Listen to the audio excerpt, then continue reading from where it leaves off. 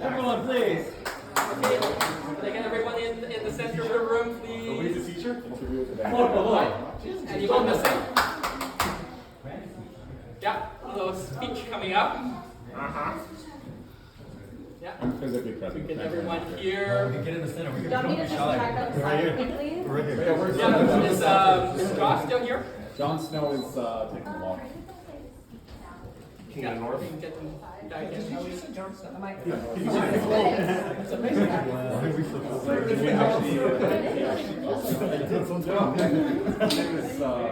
Snow. Oh, There you go. Josh, is your friend joining us? Yeah, he's here somewhere. Okay, great. Okay, everyone, first of all, thank you so much for coming to my birthday party. Really appreciate it. I turned 39 this year. Which is a big year. And I've been reflecting, right? Because it's important to reflect. And when I was 29, which was exactly 10 years ago, something interesting happened that made me think and made me reflect. And now that I'm looking back, I want to tell a couple stories. So when I was 29, I was between jobs, and I was not too sure what I was doing.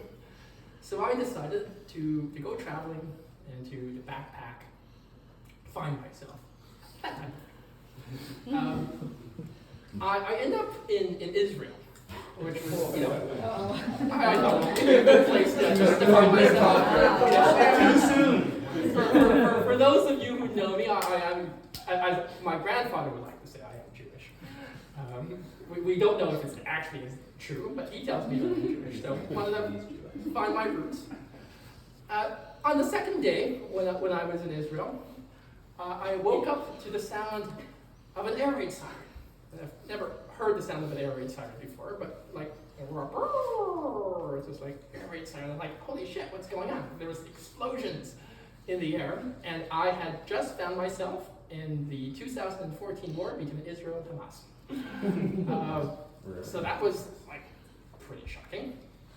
I decided that I wanted to leave the country. Good choice. There are bombs kind of flying all over the place. Try to get out, and then the airport gets bombed. So the next day, I'm at the airport, Ben Gurion Airport in Tel Aviv. The airport gets bombed, and I'm like running around. I don't speak any Hebrew. There's like, flight attendants like speaking to me in Hebrew and saying, "Go this way," which I can't translate to Hebrew, but I think that's what they were doing because they were running frantically, and I was like, ah. So I followed them into a bomb shelter underneath the airport, and we're waiting until the bombs reside, and I was trying to then catch my flight to Istanbul, right? Because I was trying to catch the first flight out of Israel, and anything that was available.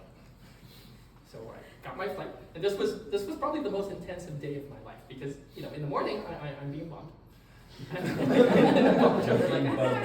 Scary stuff. In the evening, I end up in Istanbul, and I'm thinking that I need to relax. I need to go to a bar or something because the morning was pretty intense. So some random guy comes up to me and says, "Hey, you should come to my bar." I was like, "Yes." Random guy. It seems like such a great idea. I'm in a new city. I don't know what's going on, but I almost lost my life this morning. So I'm going to go with you randomly to some little sidebar. So I go down to this little sidebar into the basement, and these two Ukrainian girls come up to me. I already know this story. I know the rest of the story. The rest of the story. And one's like, Привет. Меня зовут Anastasia Bobby Blake. And the other one's like, Меня зовут Svetlana Bobby Blake. And I'm like, wow, if two beautiful women want me to buy them drinks, then obviously I'm not going to buy them drinks. So I buy them drinks and more drinks and more drinks. And then suddenly I realize I'm the only person at the bar. The women then disappear, and I get the bill. for 500 American dollars for the drinks I had just bought these two ladies. And I'm like, that's a lot, right? Remember, I was in between jobs. I don't have a lot of money in my pocket right now. And then this is like, my next week of travel. So I give the guy maybe $20 in my pockets, like roughly. And I tell him I'm going to give the rest of the money to him from the ATM. I try to escape from this dingy Istanbul scam bar. And he follows me. Yeah. So now I'm being followed, Sandoz sister. So now I'm being followed in Istanbul. Happened to me. Yeah.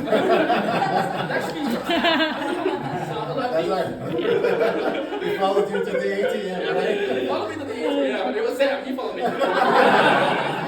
They followed me to the ATM. And I'm like, I'm not going to give you this money. This is a lot of money. So I go to the ATM and I turn around and I try to go back to my hostel. And then the guy grabs me, like right at the shoulder. And I'm thinking, holy shit, what do I do? So I use my best Batman voice. Right? And I'm like, don't touch me. You gotta evoke your inner Batman. So I thought he was gonna hurt me. But what really saved me that day was Ramadan. Now tell you what. So during Ramadan, people fast during the day, but they come out at night because then they break their fast and they come out. So on this random day, there was actually lots of pedestrians and people just walking around. So they saw this guy randomly grab me, and they knew that I was a tourist, so he couldn't hurt me in front of all of these people. So instead, he spits at me. So now I'm walking home back to my hostel, still with the trauma of bombing in the morning. I have this guy almost killing me in the afternoon. And I'm thinking, holy shit, this is an intense day, right? I go back home to my hostel and it's like, shaking. So that was intense. And I figured that the only way to make this story a little bit better would be to go to former Yugoslavia. So that's what I did after. So after this trip to Israel and Turkey, I go to former Yugoslavia. I end up in Belgrade, and I'm trying to go from Belgrade to Sarajevo. I'm asking around, what's the best way to get from Belgrade to Sarajevo? And the person at my hostel says, oh, you should use my cousin. So the cousin shows up the next day in this unmarked minivan. I don't speak the local language, so he says he's going to take you to Sarajevo. So I go into this little minivan, and he drives for 4 hours, and I end up at the Croatian border, not the Bosnian border, the Croatian border.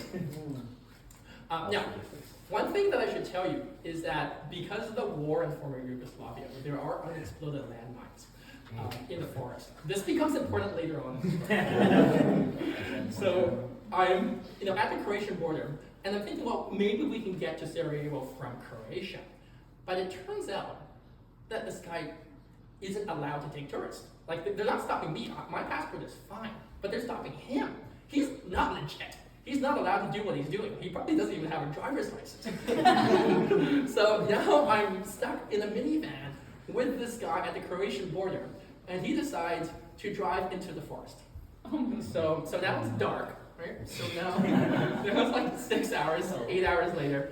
He's driving into the forest with me, little lights on, country road, and he gets to the Bosnian border and he smuggles me in. Right? Now we know that a lot of people have been smuggled out of Bosnia, but I was the first to be smuggled into Bosnia. I later discovered that these country roads are very dangerous because of unexploded landmines. So luckily nothing happened to me. But I learned something very important while I was in this little minivan with this, wherever he's from, somewhere in the Balkans. I think maybe he was Serbian. In the dark, driving just inch by inch.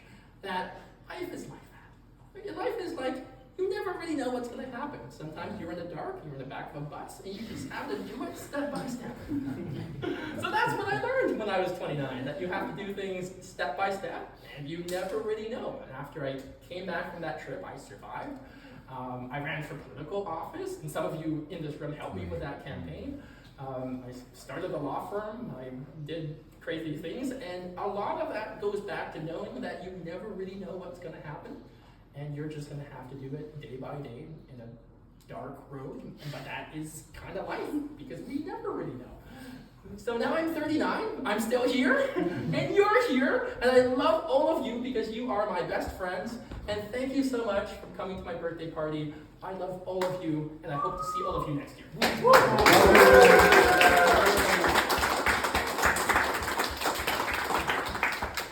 And now you can have drinks.